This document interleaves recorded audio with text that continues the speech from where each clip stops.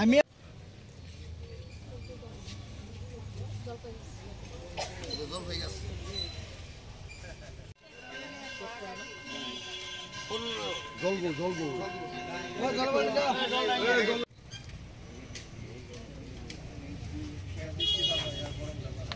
দিবসকে সামনে রেখে আমাদের 7 দিনব্যাপী যে কর্মসূচি, সেই কর্মসূচির অঙ্গ হিসেবে আমরা আজকে বৃক্ষরোপণের ব্রতী হয়েছি। আমরা সবাই কার্যকর্তারা আছে, বুথ প্রেসিডেন্ট আছে, আমাদের মণ্ডল প্রেসিডেন্ট আছে, আমাদের ডিস্ট্রিক্ট, স্টেট এবং ওয়ার্ড মণ্ডল সব আমরা এই প্রোগ্রামটাতে রত আছি। আজকে 7 দিনব্যাপী চলছে আমাদের প্রোগ্রাম।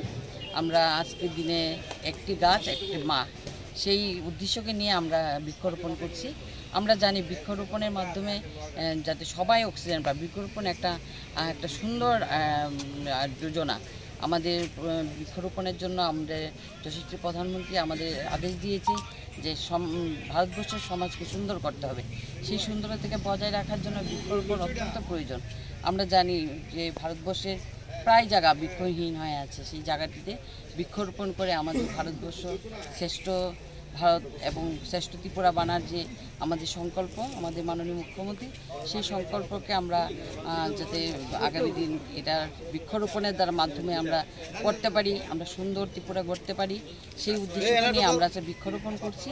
বৃক্ষরোপণের মাধ্যমে আমরা সবাইকে এই বার্তা দিতে চাই যে বৃক্ষরোপণ করে নিজের সমাজকে সুন্দর করুন এবং সবুজায়ন করুন।